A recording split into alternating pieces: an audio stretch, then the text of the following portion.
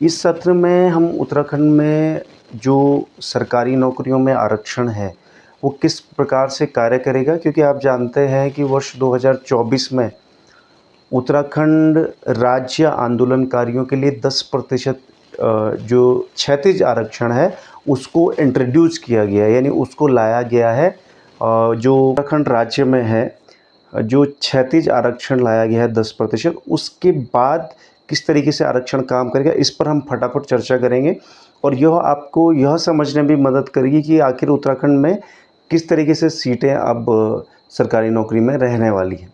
तो देखिए, सबसे पहले जो पहले से ऊर्ध्वाधर रिजर्वेशन हमारे पास है उत्तराखंड में, वो है अनुसूचित जाति यानी एससी के लिए 19% सरकारी नौकरी में, एसटी के लिए यानी अनुसूचित जनजाति के लिए 4%, ओबीसी के लिए यानी अन्य पिछड़ा वर्ग के लिए 14% रिजर्वेशन, ईडब्ल्यूएस आर्थिक रूप से कमज़ोर वर्ग के लिए 10% आरक्षण।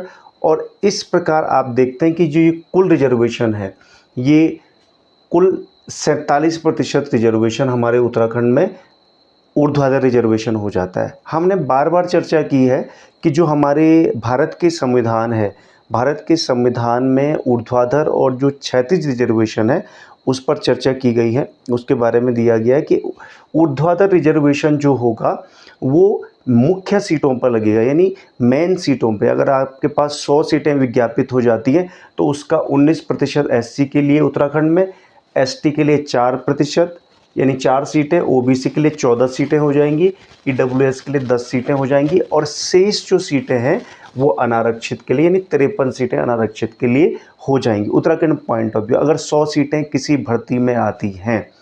उसके बाद ये भी समझने की ज़रूरत है कि ये जो ऊर्ध्वाधर रिजर्वेशन है इसके अंदर क्षैतिज रिजर्वेशन लगता है हर एक कैटेगरी में। ये एससी के अंदर भी ये क्षैतिज रिजर्वेशन लगेगा, एसटी के अंदर भी ये क्षैतिज रिजर्वेशन लगेगा, ओबीसी के अंदर, ईडब्ल्यूएस के अंदर, और अनारक्षित या सामान्य या ओपन जिसे कहते हैं उसके अंदर भी ये क्षैतिज रिजर्वेशन काम करेगा। अब ये समझिए, बड़ा इंपॉर्टेंट पॉइंट है कि जो 10% राज्य आंदोलनकारियों के लिए लाया गया क्षैतिज रिजर्वेशन है वो भी इसमें लगेगा, क्योंकि अब यह विधानमंडल द्वारा पारित किया जा चुका है, तो ये प्रभावी हो गया। अभी तक उत्तराखंड में 30% महिलाओं के लिए क्षैतिज आरक्षण है, भूतपूर्व सैनिकों के लिए 5% क्षैतिज आरक्षण है, स्वतंत्रता संग्राम सेनानी के आश्रित जो हैं डिपेंडेंट ऑफ फ्रीडम फाइटर उनके लिए 2% आरक्षण है, उत्तराखंड राज्य आंदोलनकारियों के आश्रित उनके लिए 10% जो आरक्षण है वो नया लाया गया है, तो यह भी लगेगा। अब उत्तराखंड में अनाथों के लिए 5% आरक्षण का प्रावधान किया गया है, कुशल खिलाड़ी जो कुशल खिलाड़ी हैं उनके लिए 4% आरक्षण का प्रावधान किया गया है। कुशल खिलाड़ी की भी व्याख्या की गई है कि कौन कुशल खिलाड़ी में आता है। दिव्यांग जो अभ्यर्थी हैं यानी फिजिकली हैंडीकैप जिसे कहते हैं, विकलांग जिसे पहले कहा जाता था, उनके लिए 4% आरक्षण है। तो अब ये जो ऊर्ध्वाधर रिजर्वेशन है इसमें हर एक कैटेगरी के अंदर ये सारे के सारे क्षैतिज रिजर्वेशन इनके परसेंटेज के हिसाब से लगेंगे।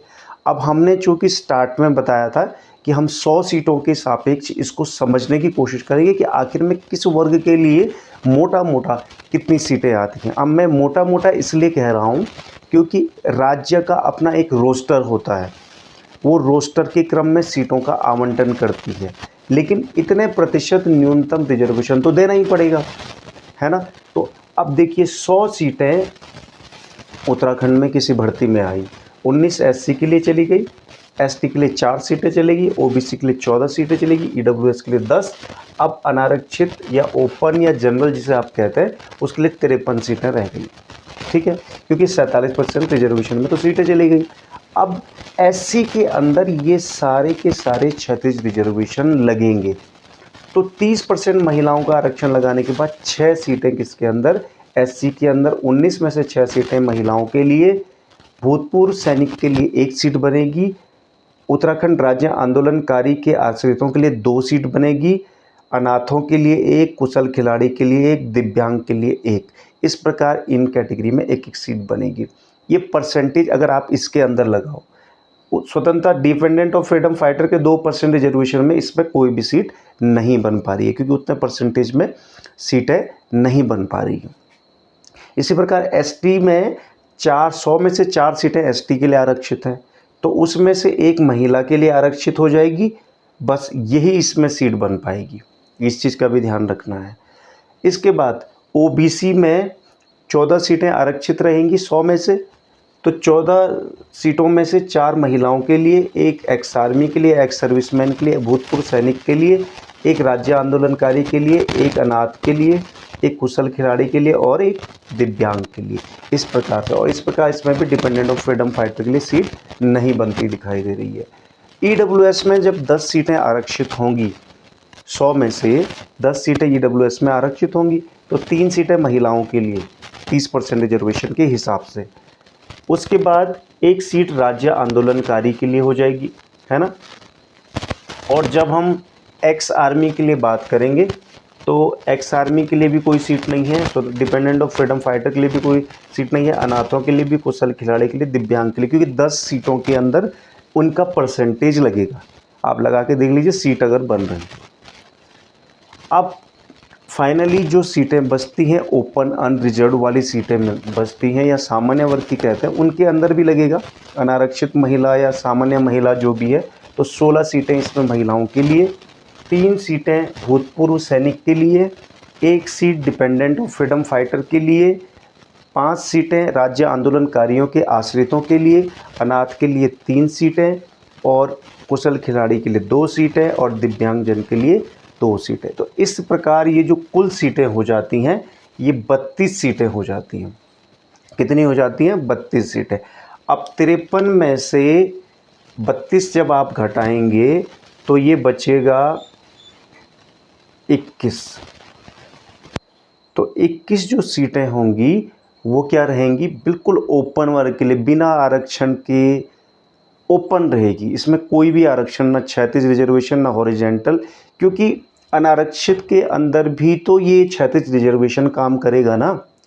तो इसके बाद जो फाइनली इसमें सीट बच जाएंगी वो 21 सीटें से, ये ऐसी सीटें हैं जिनमें सामान्य वर्ग के वे अभ्यर्थी फाइट कर सकते हैं। वे अब सिर्फ इन सीटों पर फाइट कर सकते हैं जिनके पास किसी भी प्रकार का रिजर्वेशन नहीं है, या यूँ कहें जिन्हें पुरुष कह सकते हैं या बॉयज़ कह सकते हैं, वो यहाँ पे फाइट करें। इसके अलावा अन्य भी अगर मेरिट के क्रम में आते हैं तो वो भी इस सीट पे फाइट, जैसे एससी एसटी ओबीसी का कोई कैंडिडेट है, अगर वो टॉप में आ रहा है तो सब स्वाभाविक है वो ओपन पे सेलेक्ट होगा या जनरल की सीट पे सेलेक्ट होगा।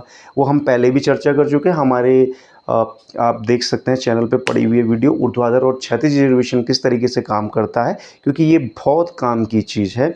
तो इस प्रकार आप देख सकते हैं कि उत्तराखंड में अब राज्य आंदोलनकारियों के आरक्षण के आने के बाद की क्या स्थिति बन रही है, ये देखने वाली बात है। हालांकि इस रिजर्वेशन को कोर्ट में चुनौती दी गई है जनहित याचिका के माध्यम से।